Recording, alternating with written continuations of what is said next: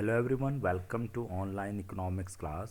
Students, last video में मैंने आपके साथ डिस्कस किया था about the features of monopoly, but as per the revise syllabus of CBSE we will take only perfect competition and its features for the exam purpose.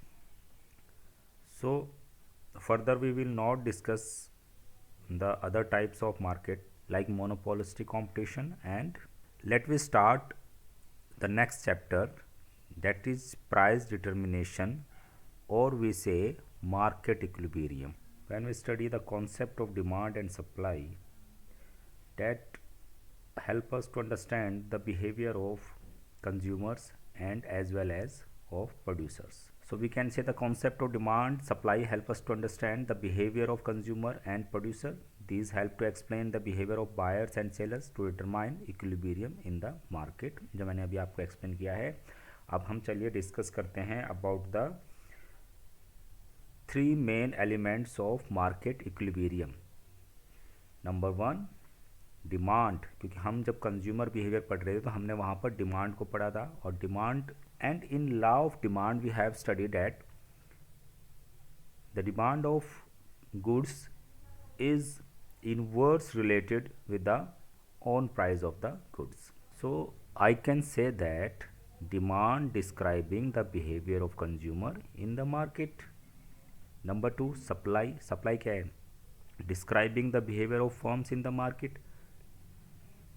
We already studied that जो किसी भी goods की supply होती है वो direct relate होती है price of the commodity से. So it is the direct related to the price of the commodity. And next, the third element is market equilibrium. मतलब वो पॉइंट जहाँ पर डिमांड कर्व इंटरसेक्ट करता है सप्लाई कर्व से. Market equilibrium connecting demand and supply and describing how consumers and producer interact in the market, कि किस तरह से प्रोड्यूसर्स और कंज्यूमर्स इंटरेक्ट करते हैं मार्केट के अंदर. So these are the main three elements of market equilibrium या फिर प्राइस डिटर्मिनेशन. तो चलिए पहले टॉपिक को स्टडी करते हैं कि परफेक्टली कॉम्पिटिटिव मार्केट के अंदर कैसे मार्केट इक्विलिब्रियम या प्राइस डिटर्मिनेशन होता है. ठीक है. So it is defined by the equality between quantity demanded. जैसे मैंने अभी डिस्कस किया था कि वो पॉइंट जहाँ पर क्वांटिटी डिमांडेड इक्वल हो जाती है क्वांटिटी सप्लाइड के. सो it is defined by the equality between quantity demanded and quantity supplied. The equality determines the equilibrium price. तो वो जो equality है जहाँ पर वो दोनों कर्व एक दूसरे को इंटरसेक्ट करेंगे या जहाँ पर क्वांटिटी डिमांडेड जो है इक्वल हो जाती है क्वांटिटी सप्लाइड के, उस प्राइस को इक्विलिब्रियम प्राइस कहते हैं.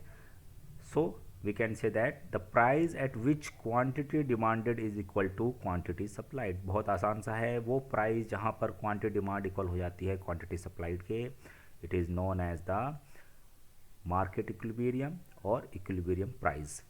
सो हम इसको कह सकते हैं at the point of equilibrium there is no pressure on price इधर टू इंक्रीज और डिक्रीज. ये वो पॉइंट होता है जहाँ पर कोई प्रेशर नहीं होता है इंक्रीज होने का डिक्रीज होने का, बिकॉज वी एज्यूम डैट कि जब मार्केट में डिमांड एक्सेस हो जाती है तो प्राइजेज इंक्रीज होते हैं. और वी आल्सो नो दैट जब मार्केट में सप्लाई इंक्रीज हो जाती है एक्सेस सप्लाई हो जाती है तो प्राइजेज डिक्रीज होते हैं. लेकिन जब दोनों इक्वल हैं तो वहाँ पर कोई प्रेशर नहीं रहता है, तो वहाँ पर कोई प्रेशर नहीं रहता है प्राइजेज को इंक्रीज होने का या डिक्रीज होने का. तो उस पॉइंट को इक्विलिब्रियम कहते हैं. Let we take one example and understand what is the main concept. So एक टेबल है आपके सामने. इस टेबल में let we suppose the commodity is X. So in first column I am writing price of X in rupees per unit. तो first the price of commodity is 10 rupees, then 20, 30, 40, 50. तो in respect to the price the quantity demanded is decreases because we know that these two variables are inversely related. So when the price is increases quantity demanded is decreases. First it is 10, 8, 6, 4, 2. In respect to the price, when we study the quantity supplied, so the behavior of supply is when the price is increases, supplies is also increases. So we assume at the rupees 10 supply is 2, at rupees 20 supply is 4, at rupees 30 supply is 6, 8, 10. So these are the two variables which is showing the different relation of quantity demand and quantity supply in respect to the price. Now we will take the quantity where quantity demand is equal to quantity supply, and it is 6 by 6 units quantity demand है और 6 unit ही quantity supply है, और वो किस price पर है, वो है at ₹30. So this ₹30 is a price determination and it is showing the equilibrium because above that point जहाँ पर ₹30 से पहले अगर हम देखते हैं तो there is a excess demand. Demand ज़्यादा है लेकिन सप्लाई यहाँ पर जो प्रोड्यूसर है ही और she is not ready to supply more goods. जब ₹10 जब कमोडिटी का प्राइस ₹10 है तब क्वांटिटी डिमांडेड मार्केट के अंदर 10 है, लेकिन प्रोड्यूसर सिर्फ 2 यूनिट ही सप्लाई करता है. जब प्राइजेज इंक्रीज होते हैं तो क्वांटिटी डिमांडेड डिक्रीज हो जाती है, लेकिन क्योंकि प्रोड्यूसर का बिहेवियर है कि प्राइजेज इंक्रीज हो रहे हैं तो वो सप्लाई को इंक्रीज कर देता है. ऐसे ही ये हम माने. सो अब जब प्राइजेज 30 होते हैं तब क्वांटिटी डिमांडेड इक्वल हो जाती है क्वांटिटी सप्लाई के. तो ये वो पॉइंट है डेट इज इक्विलिब्रियम. इससे पहले above that point there is excess demand ज़्यादा है, और below this point supply is more.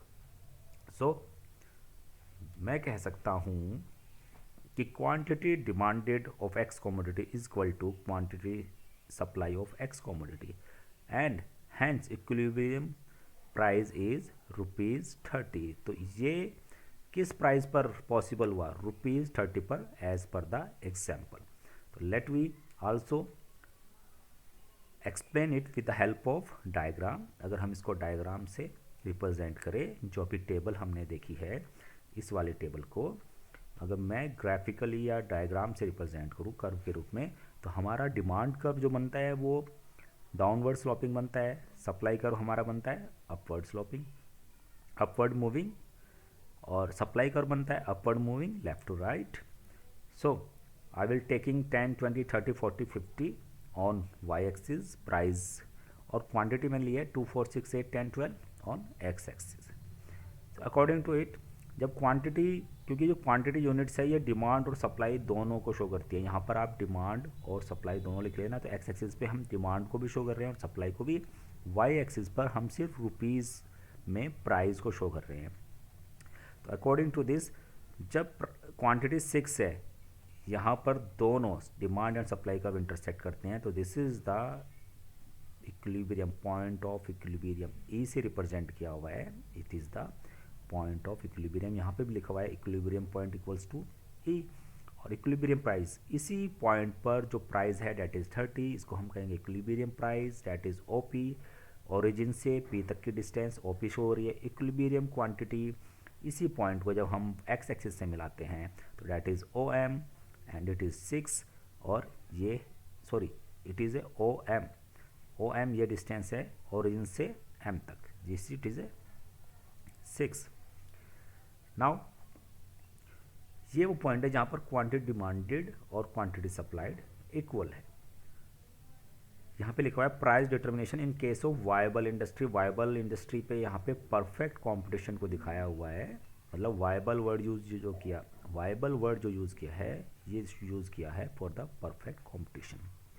So students, अगर इक्विलिब्रियम पॉइंट से ऊपर अगर हम देखते हैं जब प्राइस 40 है, इस पॉइंट पर डिमांड कम है और सप्लाई ज़्यादा है. डिमांड में कम क्यों कह रहा हूँ कि जब मैं टी वाले पॉइंट को एक्स एक्सिस से मिलाता हूँ तो ओ से M1 is less than N वाले पॉइंट को मिलाता हूँ OM2. भाई क्वांटिटी 8 की ज़्यादा है एज़ कम्पेयर टू 4, तो इस पॉइंट पर ₹40 पर demand is less than, and तो at the point of when the price is 40 there is a excess supply. excess supply क्यों है, क्योंकि हम कह सकते हैं at the point when the price is 40 there is a excess supply. और इसके अपोजिट में अगर हम देखते हैं P2, जब प्राइजेस 20 है तो हमें पता है कि जब प्राइजेस डाउन होते हैं तो डिमांड ज़्यादा हो जाती है। तो 20 वाले पॉइंट को जो हम सीधे यहाँ पे स्केल करते हैं, सो डिमांड तो है, डिमांड कर्व पे कौन सा पॉइंट आ रहा है B, और सप्लाई कर्व पे कौन सा पॉइंट आ रहा है A। तो बी पॉइंट है इट इज़ 8 शो कर रहा है, किसको शो कर रहा है 8 को, और ए पॉइंट शो कर रहा है 4 को। तो यहाँ पर डिमांड ज़्यादा है एज कंपेयर टू सप्लाई, तो हम कह सकते हैं when the price is 20 there is a excess demand. लेकिन जब प्राइस इज 30 है तो वो दोनों पॉइंट इंटरसेक्ट कर रहे हैं डिमांड सप्लाई का, is showing the equilibrium point या इक्विलिब्रियम प्राइस या equilibrium quantity. So it is showing the equilibrium price. So that's all for the today students. Thank you. Have a nice day.